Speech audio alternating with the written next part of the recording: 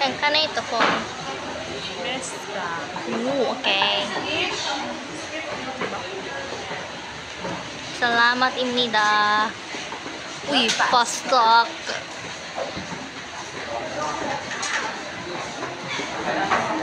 Hosted by Jenny Bardahe and Nash Chavez. Jenny Bardahe and Nash Chavez. Oh, yeah. Paano ba ini? Ano ini?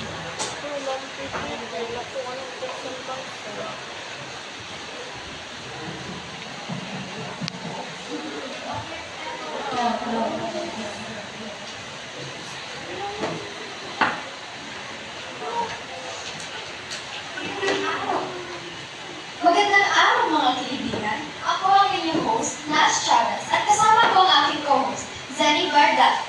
Tama, meron kaming 4 na espesyal na bisita ngayong araw. Kasama namin si Small Cheese Mrs. Lotanes. Wow! Mr. Castillo. Medical Relief Foundation Secretary, Mrs. Hoy! Eleanor Simon.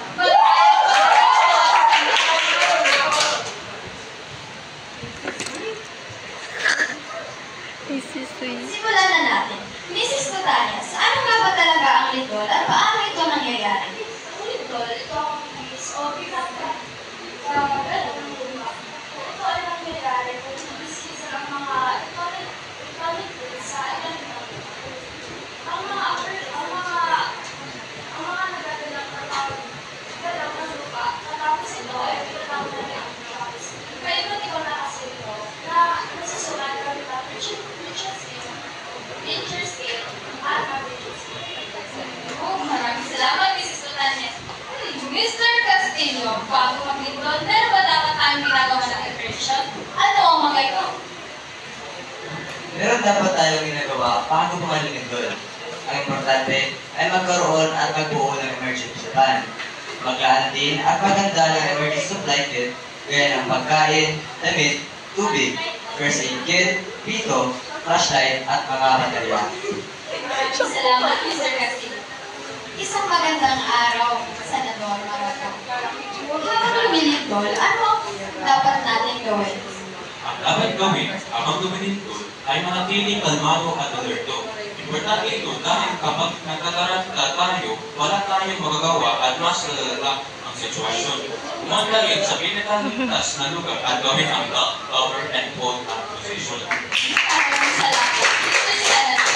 Bravo naman tayo sa ating tagalihim ng PMRF, Mrs. Hoy! Wag ka na dyan, wey. Pagkatapos naman ng lindol, meron pa ba dapat tayong gawin?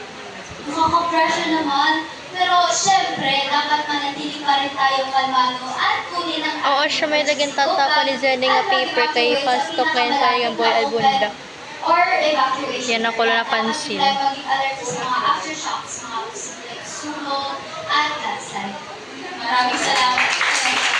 Guys, palawakan naman natin ang ating mga bisita. Salamat sa inyong lahat sa pagbabahagi ng inyong kaalaman at karanasan sa amin ngayong araw. Magandang araw at manatiling ligtas. Don't forget to God